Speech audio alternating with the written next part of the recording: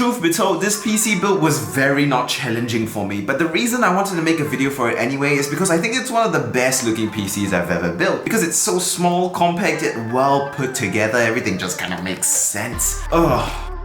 Anyway, this is a 1,200 Singapore dollar PC build that I did for my friend, and I didn't really film most of the build process. I didn't film the build process because frankly a lot of the parts kind of came pre-assembled together. There was really nothing interesting to show. I would do a full-on guide one day, I promise you, so you subscribe for that. But as for this build guide, it's not a build guide, it's just a wow, look at this awesome gaming PC session, because who doesn't like that? So this 1,200 Singapore dollar gaming PC, I actually featured it over on my TikTok and I called it a $1,000 PC, which was wrong because I didn't include the price of the GPU and the CPU tower cooler that I added onto it to enhance its performance and its looks. But let's go through the specs because everyone loves the specs, except girls don't like guys with specs. So I guess not everyone loves specs. So in starting off, the CPU is a Ryzen 5 3600. Now it's not the newest, it's very old, but in a time like this, what can you do, right? It's a 6-core 12-thread processor, pretty good single core performance that can keep up with Intel no problem. You can overclock it, which I did by the way, and yeah, it's good enough for pretty much any game you're gonna throw at it, except for maybe Cyberpunk or Far Cry 5, but who really plays those games anyway? And besides, the person I'm building this PC for is gaming at 1080p, so it's not too much of a concern. I overclocked it to 4.3 GHz. I don't know if I filmed it, but 4.3 GHz, and it ran pretty stable at about 75 degrees Celsius, so that is awesome. Speaking of overclocking,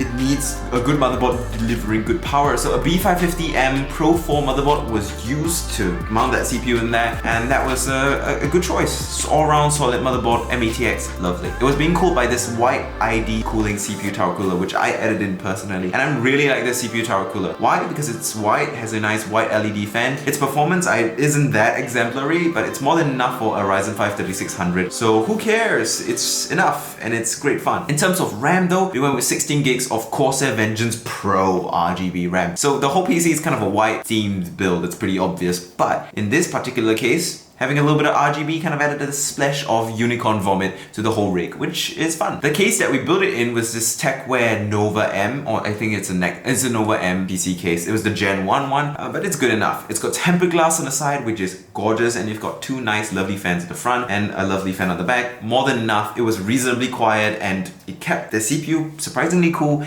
even when overclocked, even though the front is completely flat. So good job TechWare. By the way, can you guys send me that B68 mechanical keyboard? I know I really want to check that video out so much right now, please. As for the power supply, I went with an EVGA 650 watt, or is it 550 watt? 80 plus good power supply. Doesn't matter what the wattage is exactly, it's more than enough for the GTX 1070 GPU that I used in it. Now the GPU I chose here was a very difficult decision. I really wanted to push for at least a 1070 Ti or RTX 2060, but the truth is the market prices now are insane, and frankly it's better for my friend to get a gaming PC early and enjoy more gaming with that PC than to wait another month or another 2 months for the prices to come back down, because who knows what happens in a month or two. Maybe he's super busy with school, maybe he's super busy with the army or whatever, maybe he becomes super busy and can't game anymore. And if he only gets his gaming system by then it's like, sure, you got a little bit more FPS, but the true value to you has been reduced because you never got to really enjoy and game on that PC. So I was like, a 1070 is the best I can get, whatever. Just slap it in there, it's more than enough for 1080p gaming, and it's still a really good card. This one's the Asus Dual OC card, so it's all white to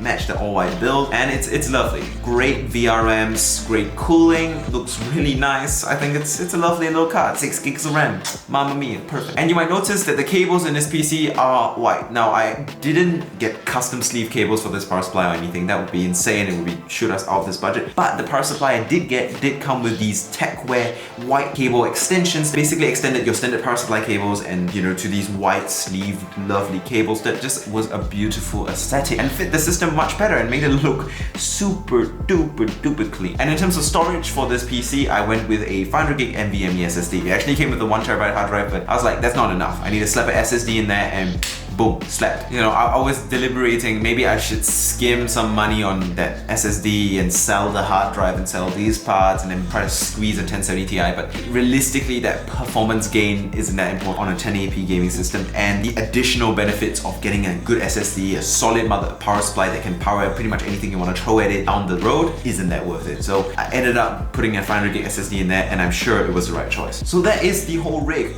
It's an all-white 1200 SGD gaming PC with the the splash of unicorn vomit RGB in the middle, which I think just gives it a little bit of soul. I think it's an all-round simple yet effective build. It's pretty compact, it's like this big, and really full of power and more than enough to give my friend a quality 1080p high refresh rate gaming experience. And in this expensive PC building market, I think I got pretty good value, a pretty good deal for him here. A great platform he can improve on down the road. You know, he can just swap out the GPU really easily, and also a really good system even for 2021. So I'm pretty proud of this build, love it. And if you did like it too, make sure you like and subscribe to this YouTube channel, and follow me on Instagram and join my Discord if you have any questions you want to ask, because there's a community growing there and it's really fun to talk with like my viewers and stuff. So